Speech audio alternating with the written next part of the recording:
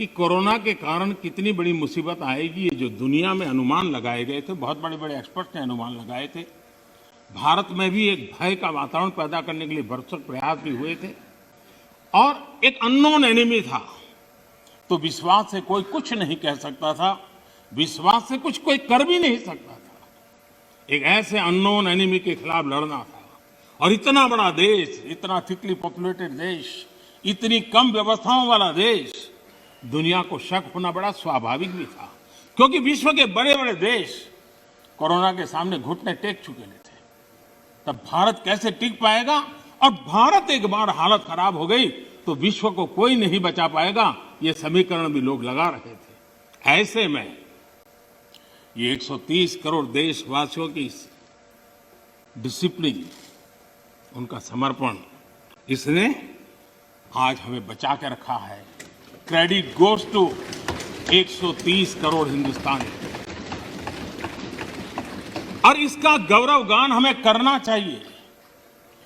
भारत की पहचान बनाने के लिए ये भी एक अवसर है। हम अपने आप को कोसते रह करके कहें दुनिया हमें स्वीकार करे, ये कभी संभव नहीं होता है। हम घर में बैठकर अपनी कमियों के साथ जूझेंगे, कमियों को ठीक करने का प्रयास करेंगे, लेकिन विश्वास के साथ विश्व के सामने जाने का तजुर्बा भी रखेंगे, तब जाकर के दुनिया हमें स्वीकार करे। अगर आप अपने बच्चों को घर में नहीं स्वीकार करते हो, चाहोगे मोहल्ले में बच्चा स्वीकार करे, कोई स्वीकार करे, कोई स्वीकार नहीं करता है। दुनिया का नियम है और इसलिए हमें इस बात को करना चाहिए। श्रीमान मनीष तिवारी जी ने एक बात कही, उन्होंने कहा भाई भगवान की कृपा है तो कोरोना में हम बच गए।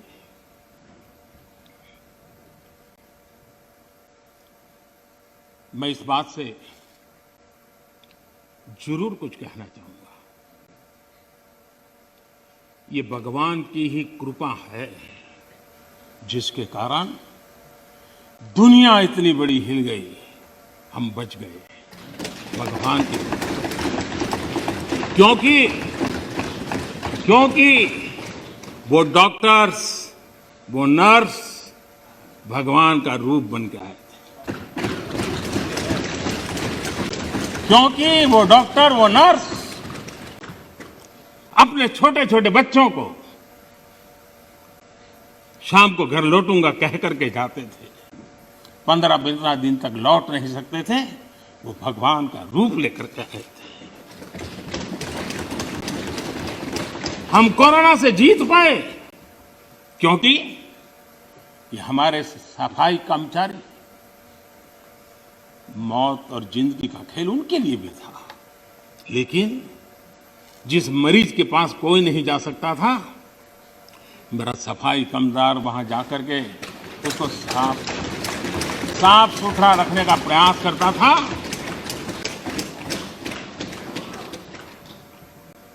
भगवान का रूप ये सफाई कामदार के रूप में आया था। कोई एम्बुलेंस चलाने वाला ड्राइवर पढ़ा लिखा नहीं था, उसे पता था मैं जिसको लेके जा रहा हूं वो कोरोना पॉजिटिव है। वो एम्बुलेंस का ड्राइवर भगवान के रूप में आया था हजारों की जिंदगी, और इसलिए भगवान का रूप ही था जिसने हमें बचाया है। लेकिन भगवान अलग अलग रूप में आया था, और जितनी हम उनकी प्रशंसा करेंगे, जितना हम गौरवगान करेंगे, देश की सफलता का जितना गौरवगान करेंगे, हमारे भीतर भी एक नई ताकत पैदा होगी। कई कारणों से जिन लोगों के भीतर निराशा फैल चुकी है, उनको भी मैं कहता हूं कि कुछ पल के लिए 130 करोड़ देशवासियों के इस पराक्रम को याद कीजिए, आपके अंदर भी ऊर्जा आ जाएगा।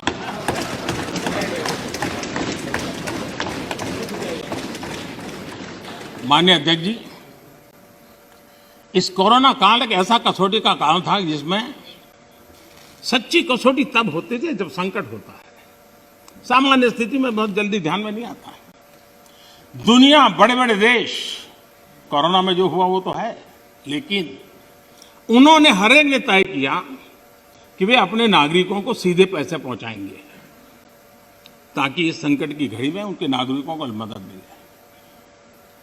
आपको जानकर के ताज्जुब होगा, दुनिया के बहुत सारे देश उस कोरोना, लॉकडाउन, कर्फ्यू, आशंका, इस वातावरण के कारण चाहते हुए भी खजाने में पाउंड और डॉलर के ढेर होने के बावजूद भी अपने नागरिकों तक नहीं पहुंचा पाए।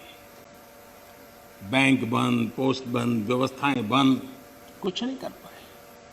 इरादा था, घोषणाएं भी हुई। ये हिंदुस्तान है कि जो इस कोरोना कालखंड में भी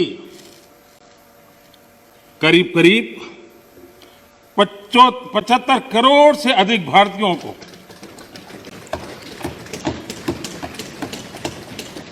राशन पहुंचा सकता है, 8 महीने तक राशन पहुंचा सकता है। यही भारत है जिसने जनधन, आधार और मोबाइल के द्वारा 2 लाख करोड़ रुपया इस कालखंड में लोगों तक पहुंचा दिया। और दुर्भाग्य देखिए, जो आधार, जो मोबाइल, ये जनधन अकाउंट इतना गरीब से काम आया, लेकिन कभी कभी सोचते हैं कि आधार को रोकने के लिए कौन लोग कोर्ट में गए थे, कौन लोग सुप्रीम कोर्ट के दरवाजे खटखटा रहे थे। मैं कभी कभी हैरान हूं, और आज मैं इस बात को बार बार बोलूंगा, अध्यक्ष जी मुझे क्षमा करना।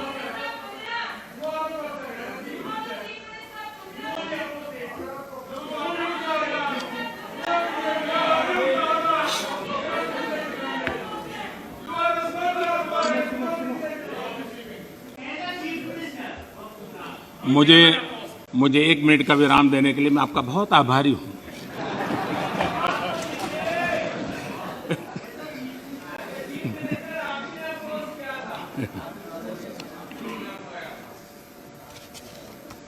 इस हसन में कभी कभी अज्ञान भी बड़ी मुसीबत पैदा करता है। माननीय अध्यक्ष जी,